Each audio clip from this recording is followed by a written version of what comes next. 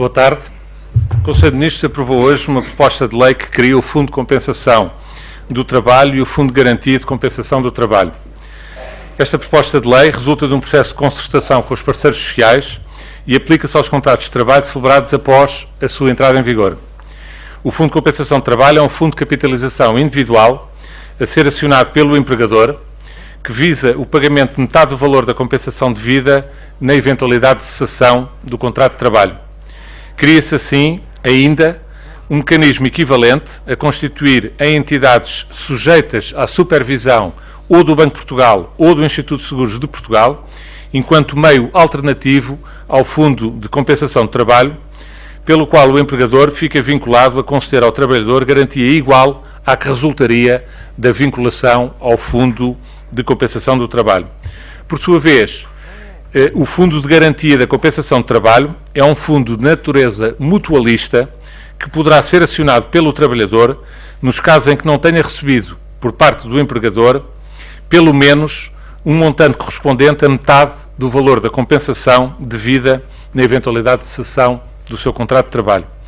No momento inicial, a gestão dos fundos fica assegurada pelas entidades competentes na área da segurança social, em virtude da experiência acumulada e reconhecida em termos de mitigação do risco na gestão de fundos. A adesão ao Fundo de Compensação de Trabalho determina para o empregador a obrigatoriedade de efetuar entregas num montante equivalente a 0,925% da retribuição base e de diuturnidades por cada trabalhador abrangido.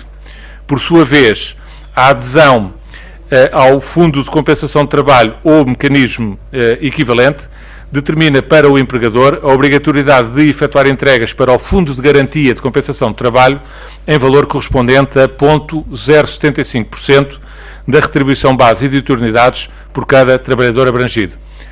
Em resumo, a contribuição para a adesão a estes dois fundos equivale a 1% por parte das entidades empregadoras, 1% do montante relativo à retribuição base e diuturnidades de todos os novos contratos que sejam celebrados após a entrada em vigor do presente diploma.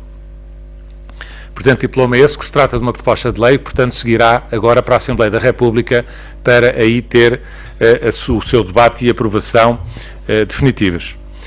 O Conselho de Ministros aprovou também, no uso da autorização legislativa inscrita no Orçamento de Estado, o regime de contabilidade de caixa em sede de imposto sobre o valor acrescentado. O Sr. Secretário de Estado dos Assuntos Fiscais, aqui presente, fará depois de seguida uma apresentação mais detalhada do diploma hoje aprovado em Conselho de Ministros. O Conselho de Ministros aprovou também a proposta de lei de investigação clínica, criando um novo quadro de referência para a investigação clínica com seres humanos em Portugal. O Sr. Secretário de Estado Adjunto do Ministro da Saúde, aqui presente, dar-vos-á depois conta também, com maior detalhe, do conteúdo desta proposta de lei hoje aprovada no Conselho de Ministros.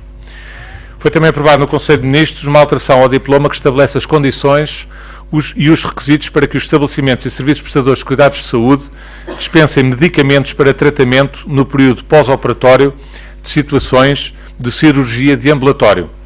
A alteração hoje aprovada visa alargar ao tipo de medicamentos, no tipo de medicamentos a dispensar, alargar a autorização por forma a poderem ser abrangidas também as crianças, bem como os pacientes de oftalmologia, o que não acontece na lei anteriormente aprovada. Altera-se ainda a quantidade dos medicamentos dispensados após a intervenção cirúrgica para a quantidade necessária a 7 dias de tratamento. O Governo aprovou também hoje um diploma que reforça os requisitos do exercício do cargo de direção dos centros de procriação medicamente assistida. Relativamente aos requisitos do diretor do centro, passa a ser exigida a experiência comprovada através de um currículo aferido pelo Conselho Nacional de Procriação Medicamente Assistida, que, como sabem, é uma entidade independente que funciona junto da Assembleia da República. O Conselho de Ministros aprovou também a alteração ao diploma que estabelece as condições de acesso e de exercício da atividade das empresas de animação turística e dos operadores marítimo-turísticos, conformando com a diretiva comunitária que tem que ver com a diretiva dos serviços. Com a implementação deste novo regime, estão potencialmente... Peço desculpa. É eliminado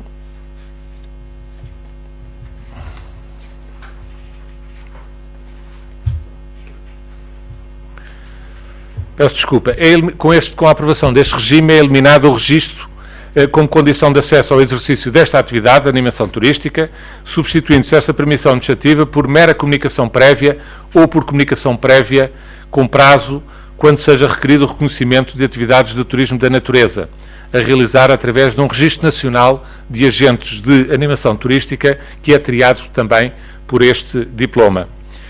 Prevê-se, com a aprovação deste diploma, uma redução muito significativa, na ordem dos 70%, das taxas previstas para o acesso à atividade, cujo valor passa a refletir o grau de complexidade do serviço efetivamente prestado pela administração. Foi também aprovado hoje no Conselho de Ministros, em definitivo, o diploma que cria o Sistema Integrado de Operações e Proteção de Socorro. Como se recordarão os senhores jornalistas, este diploma tinha sido já aqui apresentado pelo Sr. Ministro da Administração Interna na sequência do Conselho de Ministros da semana passada. Aguardava-se a aprovação na generalidade, uma vez que se aguardava a audição que tinha sido promovida junto da Associação Nacional de Municípios, como foi referido. Parecer que já veio, parecer favorável da parte da Associação Nacional de Municípios e que levou que o Conselho de Ministros hoje aprovasse em definitivo este diploma, remetendo agora para a promulgação do Sr. Presidente da República. Foi também aprovado hoje em Conselho de Ministros uma resolução que especifica os pressupostos para o acordo de parceria a negociar entre o Estado português e a Comissão Europeia relativa aos fundos estruturais para o ciclo 2014-2020. A estruturação operacional deste acordo de parceria deverá respeitar os domínios temáticos, os 4 domínios temáticos já aprovados pelo Conselho de Ministros e anunciados o mês passado, a saber, a competitividade, a internacionalização, a inclusão social e o emprego, o capital humano, sustentabilidade e eficiência no uso de recursos. É criado um grupo de trabalho, o Grupo de Trabalho 2020, a quem compete coordenar a elaboração das propostas de programas operacionais a submeter ao Governo, incluindo a delimitação de fronteiras entre os programas operacionais de âmbito nacional e regional e a posterior negociação com a Comissão Europeia. Dava também informação aos senhores jornalistas que a aprovação destes pressupostos, tratam-se apenas de pressupostos para a negociação, será complementado ainda com, hoje à tarde mesmo terá lugar um debate na Assembleia da República, onde estas matérias também estarão sobre a mesa, onde, tanto quanto sei, está a ser preparada pelos grupos parlamentares uma recomendação exatamente também relativamente à negociação deste acordo de parceria, negociação essa que, pressupostos esses que nós esperamos que possam receber ainda os contributos dos outros partidos políticos, nomeadamente por parte do Partido Socialista, especialmente atendendo a que o que está aqui em causa é a negociação que o Estado português vai fazer para um acordo de parceria para a utilização de fundos estruturais entre 2014 e 2020, ultrapassando, portanto, claramente aquilo que é a legislatura atual, pelo que nos parece que faz todo o sentido que esta negociação por parte das autoridades portuguesas tenha também o contributo dos outros partidos e, nomeadamente, do Partido Socialista. O Conselho de Ministros aprovou também hoje, que é o Dia da Europa, como os senhores jornalistas sabem, uma resolução que determina a execução a nível nacional das atividades associadas ao Ano Europeu dos Cidadãos, que foi decretado pela Comissão Europeia, que será, e pelo Parlamento Europeu, e que será precisamente o ano de 2013. O Ano Europeu dos Cidadãos tem como principais objetivos despertar os cidadãos portugueses para a realidade da cidadania europeia ativa e enraizar nos portugueses a forma como podem beneficiar dos diversos direitos que existem no âmbito da União Europeia, bem como sobre as políticas e programas que existem para apoiar o exercício desses mesmos direitos. O Conselho de Ministros aprovou também uma resolução que designa o provedor de justiça como mecanismo nacional para a prevenção da tortura, para efeitos do disposto no protocolo facultativo à Convenção sobre a Tortura e outras penas e tratamentos cruéis, desumanos ou degradantes, adotado pela Assembleia das Nações Unidas e já ratificado pelo nosso país. O Governo aprovou ainda a exclusão do regime florestal total de uma área integrada na Mata Nacional das Dunas da Gafanha, no município de Ilhavo. Como compensação, pela exclusão desta área de 4 hectares, foram acrescentados a esta área florestal no mesmo município de Ilhavo, de 45 hectares e meio. Esta desanexação hoje realizada é a pedido do município de Ilhavo para a instalação de uma estrutura industrial na área da produção da cerâmica. Eu dou a palavra então ao Sr. Secretário de Estado dos Assuntos Fiscais para vos fazer a apresentação do diploma hoje aprovado no Conselho de Ministros relativo ao IVA de caixa. Muito obrigado, Sr. Ministro. Muito boa tarde. O Governo aprovou hoje uma reforma muito importante para a economia real. Portugal vai ter, a partir de outubro, IVA de caixa. Cerca de 85% das empresas portuguesas poderão beneficiar de um regime mais favorável, só entregando o IVA ao Estado quando o recebem do cliente. A reforma inclui também operações e pagamentos ao Estado quando o Estado se atrasa a pagar. A preocupação do Governo com esta reforma foi facilitar a vida às empresas, sem deixar de acautelar a receita de um imposto tão relevante como o IVA. O sistema é de adesão voluntária e constitui uma forte oportunidade para as empresas que sentem dificuldades de tesouraria. Trata-se claramente de uma medida em que o Estado está ao serviço da economia.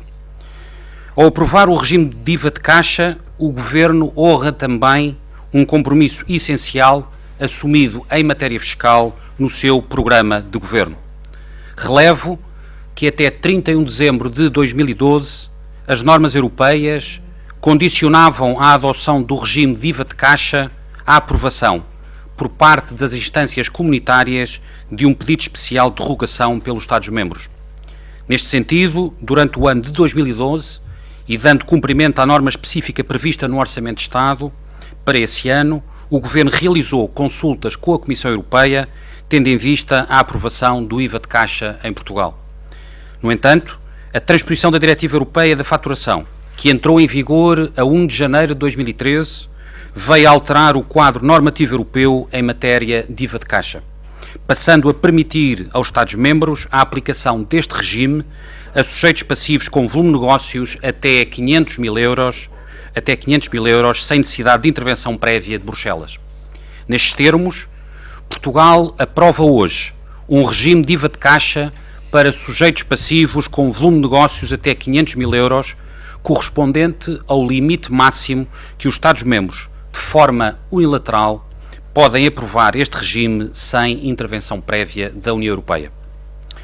Com a adoção deste regime, Portugal passa a pertencer ao lote dos primeiros 8 países da União Europeia a ter um regime de IVA de caixa, a par de países como o Reino Unido, a Itália, a Suécia, a Eslovénia e a Estónia. E vamos fazê-lo antes da Espanha, que já anunciou também a intenção de introduzir um regime de IVA de caixa em janeiro de 2014.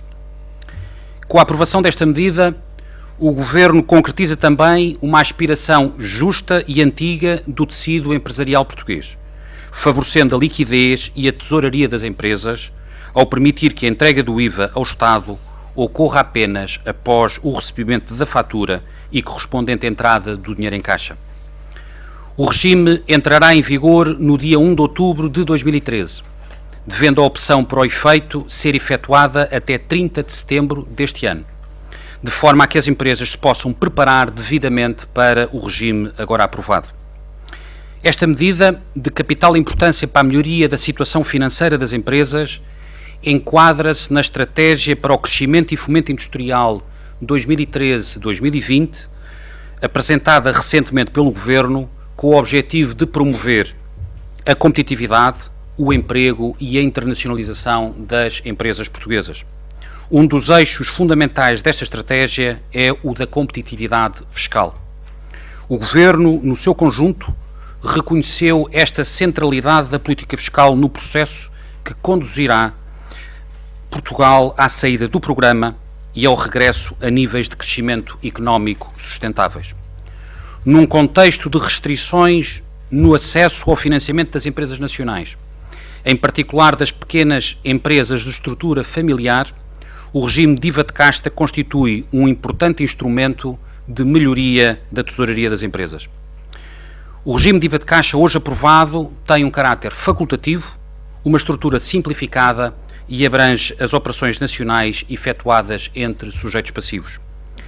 A opção pelo regime determina que o sujeito passivo passa a estar sujeito às regras especiais, das quais destaco as seguintes. O IVA devido ao Estado nas operações ativas apenas deverá ser entregue no momento do recebimento do seu pagamento pelos clientes.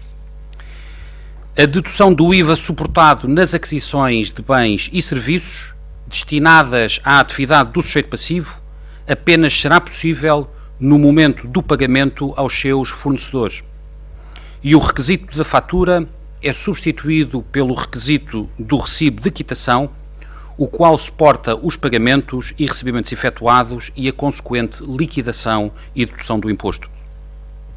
Acresce que este regime de IVA de caixa foi aprovado para ter um âmbito extenso e que favoreça de forma especial as empresas. Com efeito, este regime é um regime abrangente que inclui todos os setores de atividade sem exceção. Nestes termos, ao contrário de outros regimes de IVA parcelares aprovados por outros Estados-membros, que limitam o regime aprovado a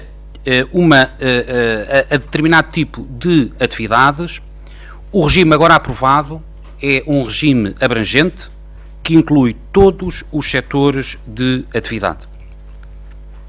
Em segundo lugar, e muito importante, o regime de IVA de caixa aprovado abrange todas as operações com o Estado.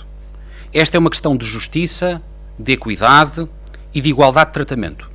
Em especial, nos casos de transações com o Estado, é fundamental que as empresas não sejam penalizadas e obrigadas a adiantar o valor do imposto que se encontra em falta por atrasos de pagamento do próprio Estado. Nesta matéria, a posição do Governo é muito clara.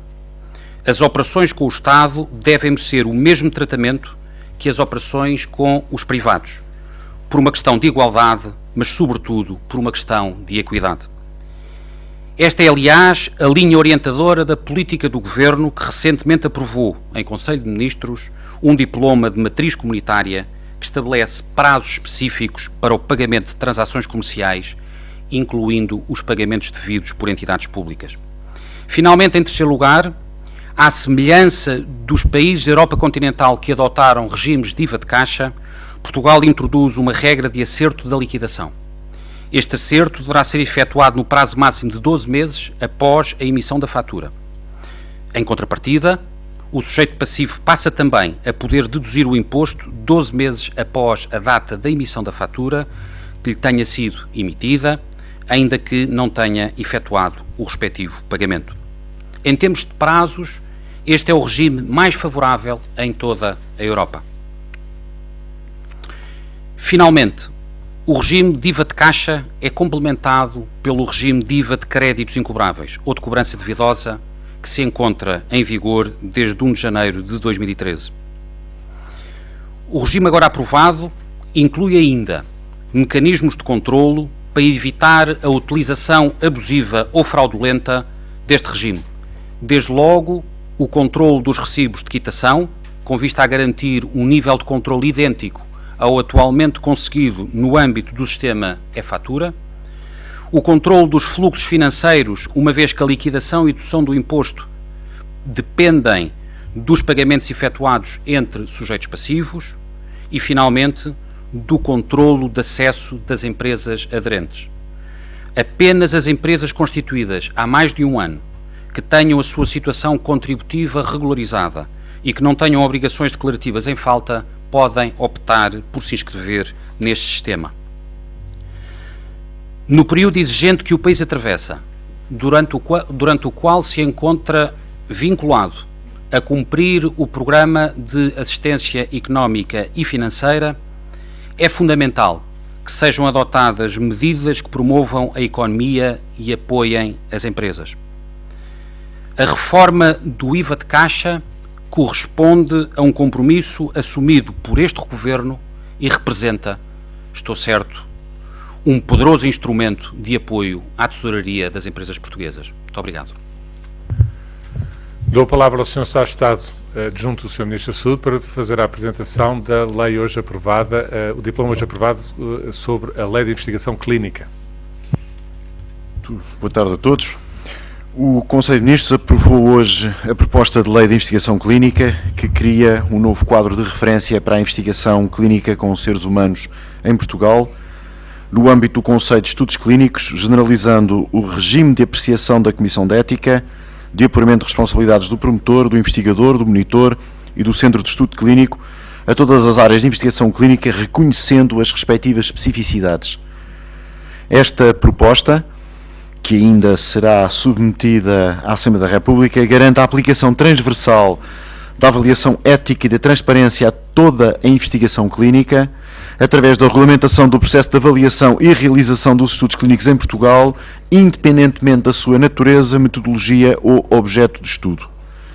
É também criado um Registro Nacional de Estudos Clínicos com o objetivo de facilitar e desmaterializar a transmissão de informação no processo de autorização, acompanhamento e conclusão dos estudos clínicos, bem como incrementar o acesso e conhecimento sobre os estudos clínicos realizados em Portugal por parte da sociedade e da comunidade de investigadores e profissionais de saúde. Em suma, esta proposta de lei corresponde ao desígnio de aumentar a competitividade nacional em produção de investigação clínica, matéria essa onde Portugal precisa de dar passos significativos e este é, porventura, um dos mais, se não o mais significativo, e, por outro lado, com esta proposta de lei criamos um instrumento que abrange todo o tipo de investigação com seres humanos, o que é seguramente também por si só um passo extremamente importante na conformação de toda a investigação em Portugal a um conjunto de regras que garantem a segurança dos indivíduos participantes em estudos clínicos. Muito obrigado.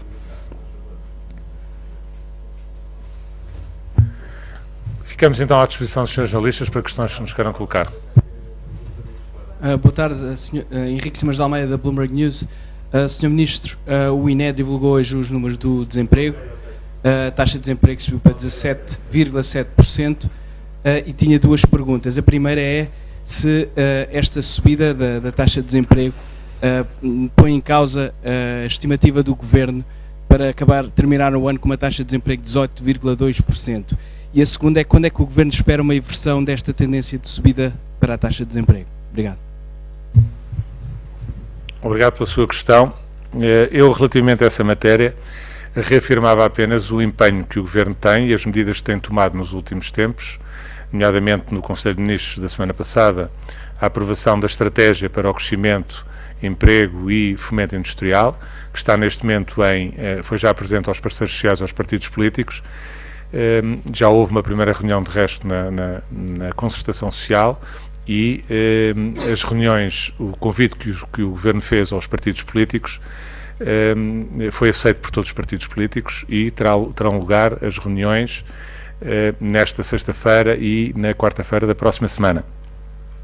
Nós esperamos, obviamente, que todo o empenho que o Governo está a colocar relativamente a uma estratégia de crescimento e que potencie nesta segunda fase do nosso programa, e esperamos que a última fase para a saída do programa de assistência económica e financeira, possa ser consensualizado o mais possível com todos os parceiros sociais e as forças políticas, por forma a que quer a sua sustentabilidade, quer a abrangência das medidas a tomar nesta área possam ter efeitos o mais rápido possíveis para inverter esta tendência do desemprego em Portugal, que atinge números muitíssimo elevados, como todos sabemos, mas que são o resultado natural das dificuldades profundíssimas que a economia portuguesa sofre em termos estruturais e que nos levou à situação do Programa de Assistência Económica e Financeira, celebrado quase há 2 anos, o resgate dos nossos parceiros europeus, negociado quase há 2 anos e sobre o qual Portugal tem vindo a estar colocado. E, portanto, a nossa intenção, obviamente, é desenvolver todas as estratégias e adotar todas as medidas que possam ser possíveis no atual quadro de dificuldades do país para inverter esta situação. Desemprego, eu pergunto-lhe se o Governo não considera alarmantes estes dados, e nomeadamente entre os jovens, entre o desemprego de jovem que já ultrapassa os 42%. Pode usar os adjetivos todos que entender, porque de facto a situação é uma situação gravíssima. Eu acho que é o principal problema em consequência das dificuldades económicas, mas temos todos de ter a consciência de que a única forma de resolver o problema do desemprego é através da resolução dos problemas económicos que o país tem, porque não há a possibilidade de crescimento do emprego enquanto o país estiver numa situação de dificuldade tão grave como atravessa a sua economia. E é evidente, portanto, que o que interessa mais do que estarmos permanentemente a pensar na taxa, na evolução da taxa de desemprego, é, sim, tomar as medidas, adotar as medidas e definir políticas, consensualizando-as e pondo-as em prática, no sentido de ajudar as empresas à criação de mais emprego. A medida hoje tomada, por exemplo, no Conselho de Ministros, que tem a ver com o IVA de caixa, é uma medida há muito reclamada pelas empresas portuguesas.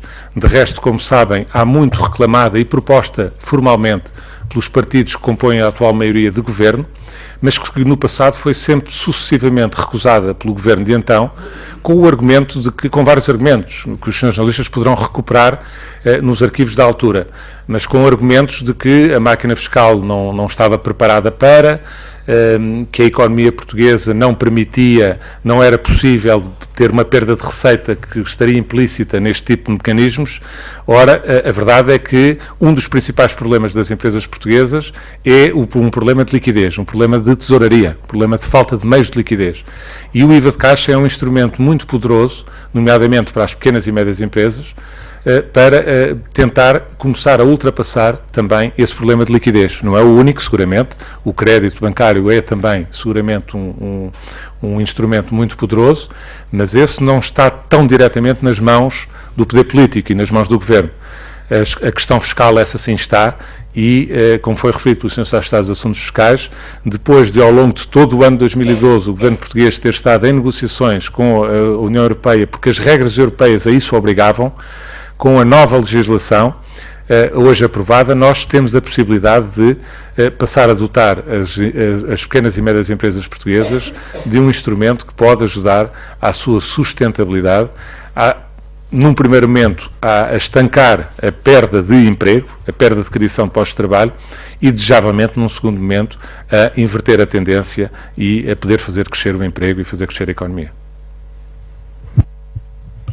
Cristina Oliveira da Silva, do Diário Económico. Em relação ao primeiro ponto que foi aprovado, que consta aqui do comunicado, que os 2 fundos de compensação do trabalho, eu gostaria de saber se mantém a ideia de que estes fundos vão entrar em vigor, ou seja, vão produzir efeitos exatamente na mesma altura em que as indemnizações vão ser novamente cortadas, e o que é que vai acontecer às indemnizações, porque é que esse projeto não foi hoje aprovado.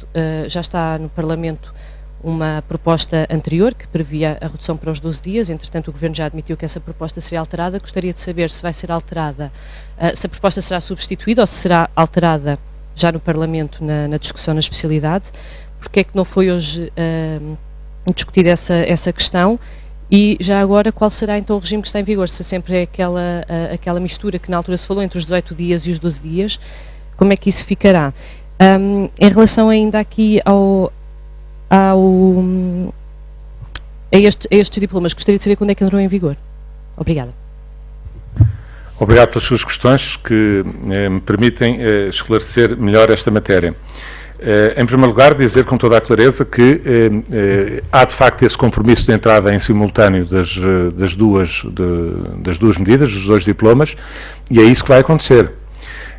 Acontece, como referiu, que no caso do diploma relativo à alteração do Código de Trabalho, naquilo que tem que ver com a compensação em situações de despedimento, de cessação do contrato de trabalho, existe já um diploma que tinha dado entrada no final do ano passado na Assembleia da República em cumprimento dos memorandos de entendimento, porque tratava-se de um benchmark dos próprios memorandos e, portanto, Portugal estava compulsivamente obrigado a fazê-lo dentro dos prazos previstos.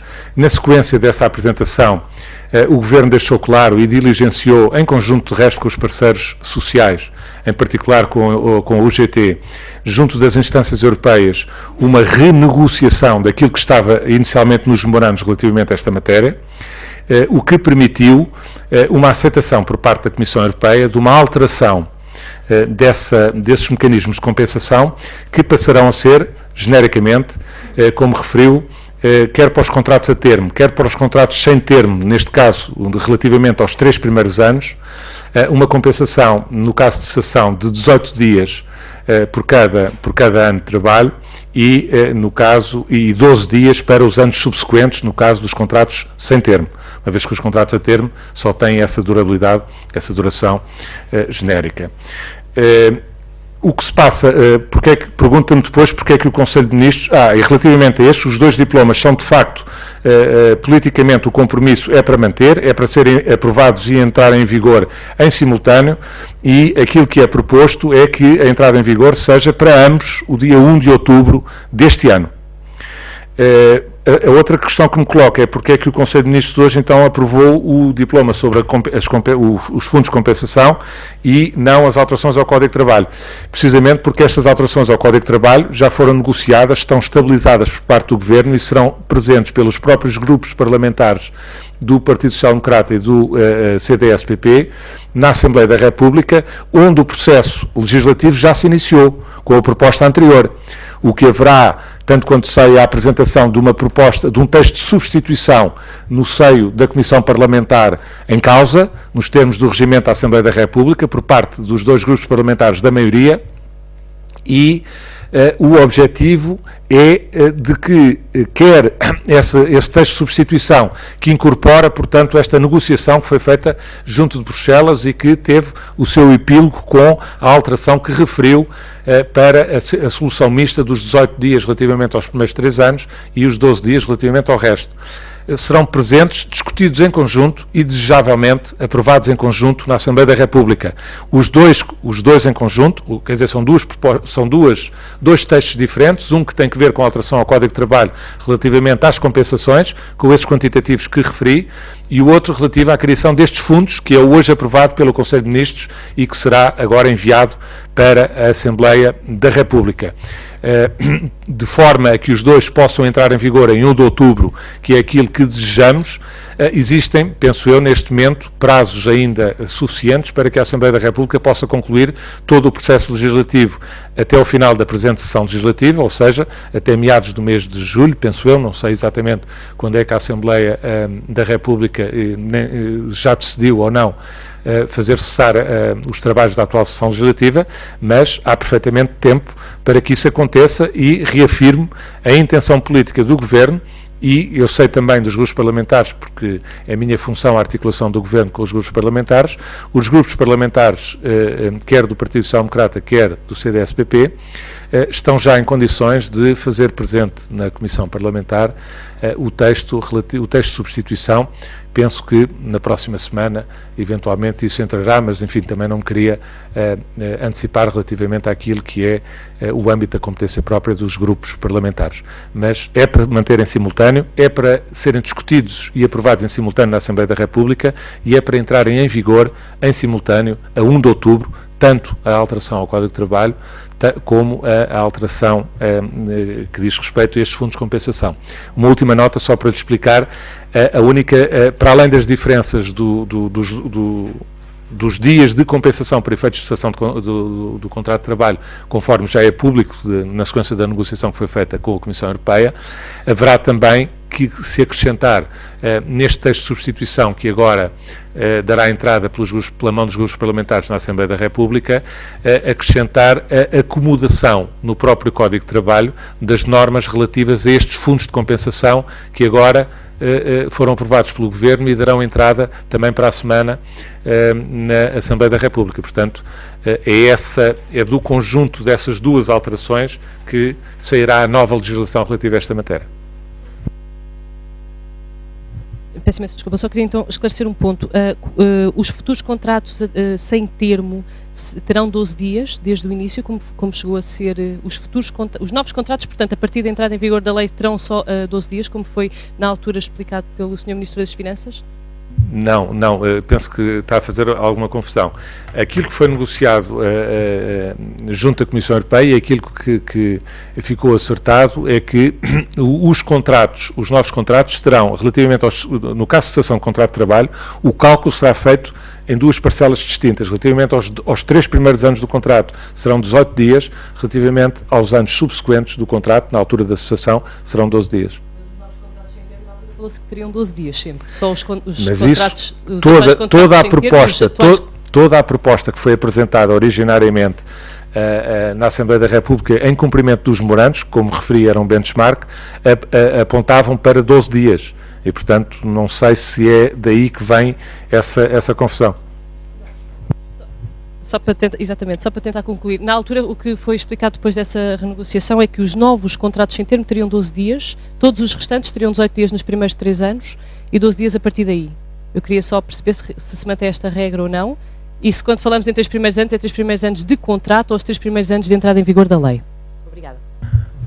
Eu confesso-lhe, como não esteve no Conselho de Ministros de hoje, não tenho aqui o diploma e, portanto, quando começa a entrar em especificidades, eu pedia-lhe apenas desculpa de não poder responder em concreto a quais são as normas, porque eu não as tenho aqui comigo, elas serão presentes pelos grupos parlamentares da maioria, como referi, tanto quanto sai em princípio na próxima semana, porque eles estavam exatamente a aguardar apenas este diploma relativo à compensação, porque, obviamente, também esta criação dos fundos tem que ser acolhida no próprio texto do Código de Trabalho. E, portanto, como aquilo se trata de uma proposta que tem que ver com a alteração ao Código de Trabalho, deve ser incorporada no mesmo texto para não haver alterações sucessivas sem necessidade ao próprio Código. Portanto, para essa explicação concreta, eu não tenho aqui o texto comigo e, portanto, preferia não lhe estar a dar uma resposta que depois pode não ser exatamente correta conforme está a colocar.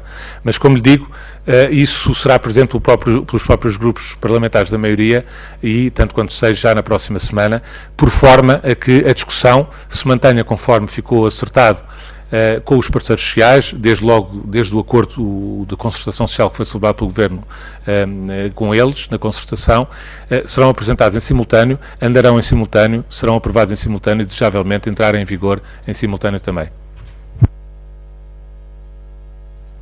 Lídia Magno, CMTV, queria um esclarecimento relativamente ao corte das pensões e à questão da retroatividade desses mesmos cortes. Ou seja, se esses cortes se aplicam para o futuro apenas ou se há possibilidade desses cortes virem ainda a afetar os já aposentados. Obrigada. Eu, relativo à questão das medidas estruturais de médio prazo, eu sei que a comunicação social, é o seu trabalho, nos últimos dias tem vindo a colocar várias hipóteses sobre a mesa. O Governo, como sabe, foi anunciado pelo Sr. Primeiro-Ministro as propostas que o Governo vai colocar sobre a mesa, já colocou quer na concertação social, quer no convite que dirigiu aos partidos políticos e cujas reuniões, como eu referi, vão ter lugar já a partir de amanhã, as 3 primeiras amanhã e as outras 3 aos partidos com assento parlamentar no princípio da próxima semana.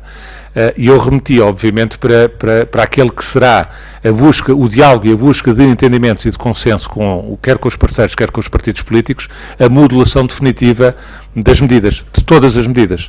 Porque, como foi anunciado pelo Sr. Primeiro-Ministro, todas as medidas são propostas de trabalho que estão a ser colocadas e que são substituíveis por outras, ou na sua modulação, ou mesmo por outras, que tenham uma dimensão idêntica e que atinjam os mesmos objetivos em termos das obrigações a que estamos vinculados de cumprimento do déficit e de redução da despesa pública.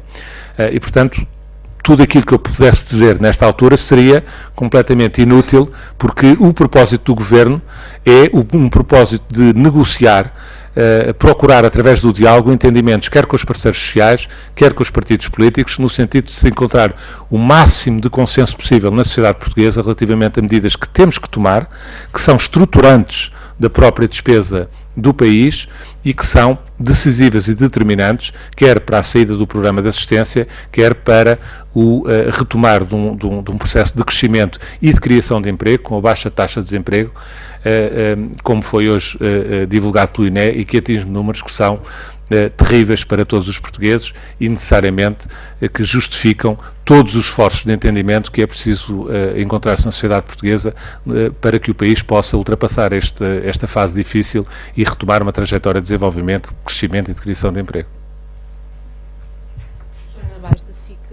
E já há consenso dentro do Governo sobre a nova taxa, a taxa que foi anunciada e que será aplicada sobre as pensões, e se já estão a ser trabalhadas, se já está a ser trabalhada uma medida que substitua essa ou não, uma vez que o Ministro Paulo Portas deu conta do seu desagrado em relação a essa medida e já se falou da possibilidade dessa medida poder vir a não avançar.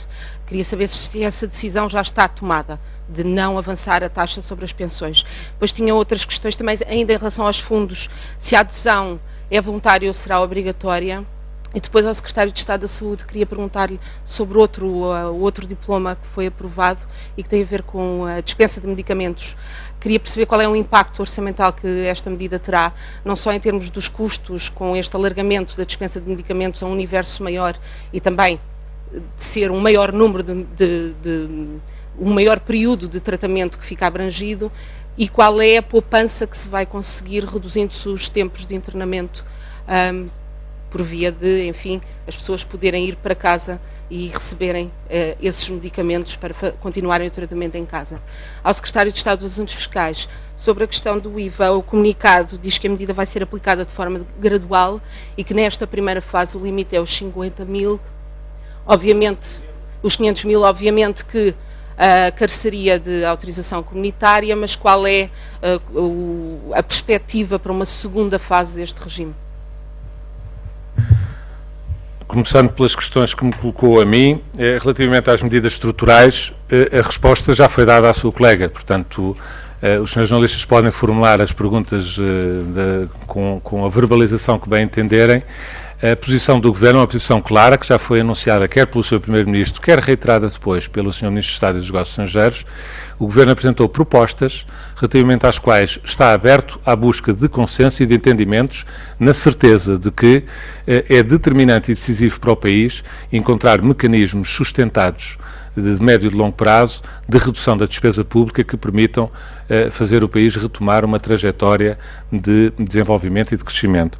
Relativamente à questão que me coloca sobre a adesão a estes fundos, a adesão a estes fundos é obrigatória. Penso que a sua pergunta era essa, era obrigatória ou facultativa. A adesão a estes fundos é obrigatória por parte das empresas. Dou a palavra ao Sr. Secretário de Estado da Saúde, penso que para dar uma resposta relativamente ao ponto hoje aprovado sobre a extensão dos medicamentos fornecidos pelos serviços de saúde em situação de cirurgia de ambulatório. Muito obrigado. Eu penso que o mais importante deste diploma prende-se exatamente com o facto de haver um alargamento, haver um aumento de acesso dos cidadãos aos medicamentos de que necessitam, o que aliás tem sido a senda deste Governo. O que nós conseguimos com este diploma é corrigir um erro que existia no diploma anterior. O diploma anterior não permitia outro tipo de administração de medicamentos por esta via da entrega após a alta do hospital, de medicamentos que não fossem formulações orais sólidas, o que à partida excluía todas as crianças e não incluindo colírios, aquilo que se chamam normalmente as gotas para os olhos, não incluía também a medicação necessária para os doentes submetidos a intervenções de caráter oftalmológico, das quais a mais importante seria claramente a intervenção às cataratas. Ora, o que acontece aqui é que primeiro passam estas formulações também a serem possíveis, as formulações orais líquidas e os supositórios para as crianças, e, por outro lado, alargamos o número de dias de dispensa de medicamentos de cirurgia, após cirurgia de ambulatório de 5 para 7 dias, o que corresponde a uma necessidade pelo facto de hoje em dia os procedimentos feitos em ambulatório serem de maior complexidade. E, na realidade, tudo isto se traduz numa melhoria para os doentes, numa diminuição das suas necessidades, enfim, pagas por eles próprios, e também, objetivamente, uma poupança para o Estado, porque o que acontecia habitualmente era todos os doentes a quem era feita a entrega, e apenas àqueles que podiam tomar comprimidos de medicamentos para 5 dias e eventualmente precisassem de 7, acabariam por ter que comprar mais uma embalagem necessariamente maior, e havia um desperdício objetivo de medicamentos, quer para os doentes, quer para o Estado, enquanto falando de medicamentos comparticipados. E, por outro lado, não havendo uma diminuição dos tempos de internamento relativamente à cirurgia de ambulatório, porque, por definição, a cirurgia de ambulatório é aquela que obriga a uma alta nas primeiras 24 horas, a verdade é que, de uma forma muito mais segura, podemos incluir mais crianças em todo este processo de cirurgia de ambulatório sem ir onerar o Estado e as famílias com os medicamentos que teriam que ser comprados em farmácia. Portanto, o impacto orçamental a existir será sempre um impacto orçamental positivo, quer para o Estado, quer acima de tudo para os doentes, o que tem sido, de resto, em termos de política de medicamento, aquilo que o Governo tem seguido desde a primeira hora. Todos reconhecerão que hoje em dia é mais fácil aos portugueses e, acima de tudo, mais barato adquirir os medicamentos de que necessitam e, neste caso, os medicamentos são até dispensados gratuitamente pelo próprio Estado para quem fizer cirurgia de ambulatório. Sr. Ministro, muito obrigado.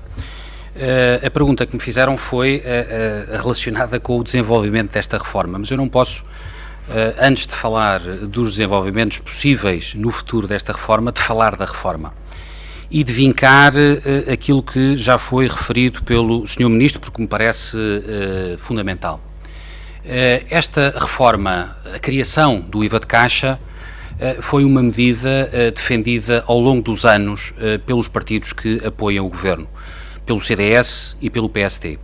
E muitos governos, ao longo desses mesmos anos, falaram do IVA de caixa, mas nenhum deles concretizou o IVA de caixa. Foram apresentadas muitas justificações, foram apresentadas muitas desculpas, mas o que é certo é que o IVA de caixa nunca foi concretizado. Este é o governo que passa das palavras aos atos.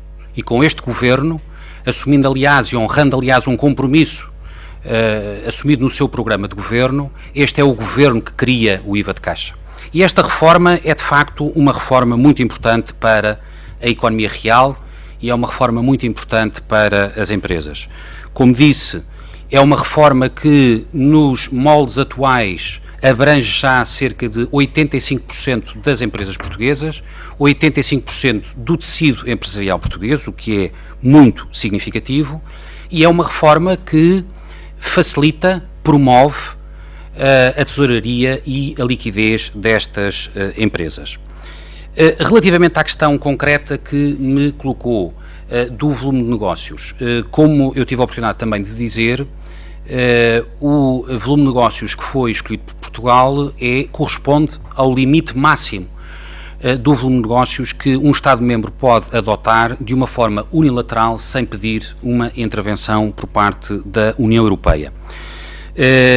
Neste momento, só 2 países dos 8 que têm IVA de caixa ao nível da União Europeia têm um regime com um volume de negócios superior ao português. É o caso do Reino Unido e é o caso da Itália. Em todos os outros casos, ou o volume de negócios é igual ao volume de negócios português, ou, nos outros casos, o volume de negócios é um volume de negócios mais baixo, inferior ao volume de negócios previsto na medida adotada em Portugal. E por isso, para dizer que neste momento o volume de negócios de 500 mil euros, representando 85% das empresas portuguesas e comparando bem com o resto dos Estados-membros da União Europeia, é seguramente um volume de negócios bastante positivo nesta primeira fase. Agora, o Governo, como sempre, depois da introdução de uma reforma, depois da criação de uma reforma, estará muito atento não só à monitorização dessa reforma, ao desenvolvimento dessa reforma, mas aos resultados dessa mesma reforma. E um balanço que se fizer relativamente à reforma do IVA de caixa permitirá, nessa altura, verificar se o volume de negócios é o volume de negócios adequado, se, através desta medida, o Governo está a atingir os objetivos que pretende, que é exatamente apoiar as empresas e apoiar a economia real, ou se será necessário aumentar, incrementar o volume de negócios previsto no regime. É um debate que o Governo português será certamente aberto, mas será feito na altura do primeiro balanço do sistema. Muito obrigado. O Ministro da Economia anunciou que vai fazer cortes nas viaturas e nos motoristas dos organismos que tutela. Eu gostaria de saber se esta medida também é extensível a outros ministérios. É, com certeza. De resto, eu penso que isso próprio foi também anunciado pelo Sr. Primeiro-Ministro quando fez a referência às medidas de médio prazo e às medidas de contenção da despesa pública, se referiu a poupanças muito significativas em consumos intermédios e tudo quanto são despesas de funcionamento na área da administração e, portanto, esse esforço é um esforço transversal, como é evidente, a todos os ministérios. não haja dúvida nenhuma de que, para ultrapassarmos a situação muitíssimo complicada em que o país está, em termos quer de dívida pública, quer de déficit corrente de funcionamento, é muito importante um esforço muitíssimo significativo por parte do Estado na redução dessa despesa, porque é a única forma de contrabalançar aquela que é uma opção também já tomada pelo Governo, é de que o aumento de impostos, ou seja, o ajustamento pela via do aumento da receita, está esgotado, está colocado numa situação de praticamente impossibilidade, pelo que tudo é preciso fazer do outro lado, na redução da despesa, e obviamente que os consumos intermédios, falou em veículos, mas não é apenas a questão dos veículos, como sabe, todas essas despesas têm que ser reduzidas de uma forma o mais drástica possível, obviamente mantendo aquilo que são as necessidades para o bom funcionamento da administração, mas o mais drástica possível, exatamente para evitar que seja necessário do outro lado voltar-se a mexer nos impostos. Se não há mais... Eu pedi então só mais duas perguntas. Inês Lima, da Agência Lusa. Eu queria perguntar, em primeiro lugar, se no entender do Governo, uma diminuição retroativa do valor das pensões pode ser constitucional. E também, em relação ao ponto 8, a referida criação de um grupo de trabalho sobre os fundos estruturais, gostaria de saber quem é que vai fazer parte desse grupo de trabalho, qual é a sua composição e se tem algum custo associado. Não tem nenhum custo associado. Este grupo de trabalho é o grupo de trabalho que vai agora dinamizar com base nos pressupostos, quer hoje aprovados pelo Governo, e que é um documento aberto, obviamente, quer aqueles que vierem seus contributos da parte, como eu referi, dos outros partidos políticos. Penso que na própria Assembleia da República, no debate de hoje à tarde, vai ser colocado exatamente esse apelo e esse desafio às outras forças políticas para que possam contribuir com sugestões para a negociação que o país tem que fazer ao longo dos próximos meses para este quadro, este novo quadro comunitário 14-20. O grupo de trabalho em si é quem vai coordenar a preparação e elaboração das propostas para a negociação. Ele é coordenar, digamos assim, para não utilizar outra vez a palavra coordenar, ele é dirigido pelo gabinete do Sr. Ministro Adjunto e do Desenvolvimento Regional, que, como sabem, pela nova orgânica do Governo, hoje publicada já no Diário da República, é quem tem as competências relativamente à questão dos fundos estruturais, naturalmente que em articulação, em primeiro lugar, com a Secretaria de Estado dos Assuntos Europeus, como não podia deixar de ser, em segunda linha, com todos os outros departamentos governamentais que têm intervenção direta na área dos fundos, bem como vão fazer parte deste grupo de trabalho outras entidades, enfim, desde parceiros sociais até outras entidades da administração, que naturalmente têm que ver também com aquilo que vão ser depois a utilização dos fundos. Particularmente referia aqui também a questão da necessidade de envolvimento quer das regiões autónomas, o que já está a ser feito pelo grupo de trabalho, pelas equipes que tiveram a preparar o documento hoje presente ao Conselho de Ministros, quer por parte da Associação Nacional de Municípios e da Associação Nacional de Freguesias, que naturalmente são parceiros muito importantes na aplicação dos fundos estruturais ao longo, quer do quadro comunitário atualmente em vigor, quer do próximo 14-20. Relativamente à questão das medidas de médio prazo, eu já respondi às duas suas colegas que anteriormente me colocaram a mesma questão, embora formulando-a de forma diferente. A posição do Governo é a mesma. As propostas colocadas pelo Governo são propostas abertas, procurando o maior consenso possível, o maior entendimento possível, no sentido de encontrar aquelas que sejam mais abrangentes, por um lado, em termos de aceitação e de menor sacrifício para os portugueses, e, por outro lado, que assegurem a sustentabilidade necessária deste processo de redução em que o país está obrigado e necessariamente determinado da despesa pública.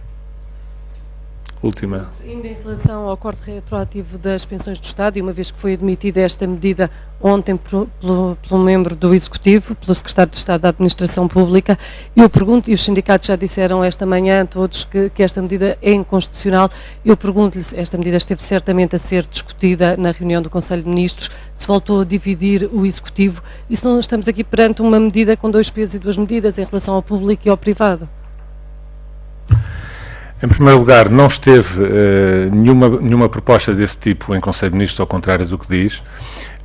Vi também ontem a entrevista do Sr. Secretário de Estado da Administração Pública e a referência que o Sr. Secretário de Estado da Administração Pública fez foi no plano das hipóteses, quando instado pelo Sr. jornalista que o estava a entrevistar, no sentido de quais eram as possibilidades, se era ou não possível o caminho ser por aqui ou ser por ali. A posição que está assumida por parte do Governo, e eu repito pela última vez, que foi divulgada pelo Sr. Primeiro-Ministro, que já foi divulgada também pelo Sr. Ministro de Estado e dos Negócios Estrangeiros, o Governo apresentou um conjunto de propostas. Essas propostas são propostas abertas a quaisquer medidas, quer na sua modulação, quer medidas inclusive de substituição relativamente àquilo que venha a ser o formato final do que Portugal tem que fazer para obter a redução de despesa estrutural no médio e no longo prazo, em particular já para o ano 2014 e 2015, onde os objetivos que temos para a conclusão do nosso programa são ainda bastante exigentes relativamente à redução da despesa pública. Não vale a pena, porque isso é a melhor forma de se tentar inviabilizar à partida qualquer hipótese de diálogo e de consenso, tentar dar por adquirido o que quer que seja. Quando se parte para uma negociação e com um verdadeiro espírito de compromisso, parte-se com a abertura necessária para aceitar todas as modulações e todas as alternativas que realisticamente venham a ser colocadas.